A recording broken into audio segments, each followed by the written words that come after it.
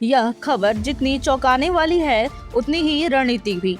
भारत बांग्लादेश सीमा पर लगातार हो रही घुसपैठ और तस्करी की कोशिशों के बीच अब एक अनोखा विचार सामने आया है। ऐसा तरीका जिसमें टेक्नोलॉजी के साथ साथ प्रकृति की ताकत का भी इस्तेमाल किया जाएगा।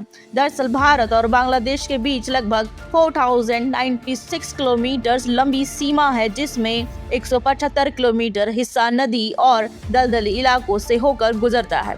वहीं वो क्षेत्र है जहां फेसिंग करना बेहद मुश्किल होता है और घुसपैठी अक्सर इन्हीं रास्तों का फायदा उठाते हैं। अब बॉर्डर सिक्योरिटी फोर्स इन चुनौतीपूर्ण इलाकों से निपटने के लिए एक अलग ही सोच पर काम कर रही है। शुरुआती चर्चाओं के अनुसार नदी और दलदली क्षेत्रों में सांप और मगरमच्छ जैसे जीवों को प्राकृतिक अवरोध के रूप में इस्तेमाल करने की योजना पर विचार किया जा रहा है। उद्देश्य साफ है, घुसपैठियों के लिए इन रास्तों को और खतरनाक बना देना ताकि वे प्रवेश करने से पहले ही डर जाएं।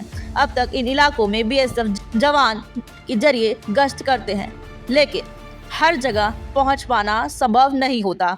ऐसे में अगर यह योजना लागू होती है तो ये जीव उन दुर्गम क्षेत्रों में नेचुरल गार्ड की तरह काम कर सकते हैं।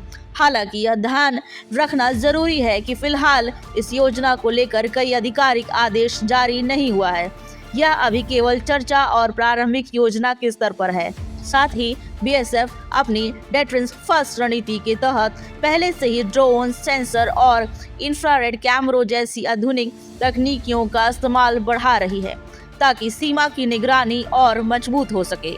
अगर हाल के उदाहरण देखें तो पश्चिम बंगाल के नादिया जिले में इसी साल बीएसएफ ने एक तस्कर को पकड़कर करीब 1 करोड़ रुपए के सोने के बिस्किट बरामद किए थे।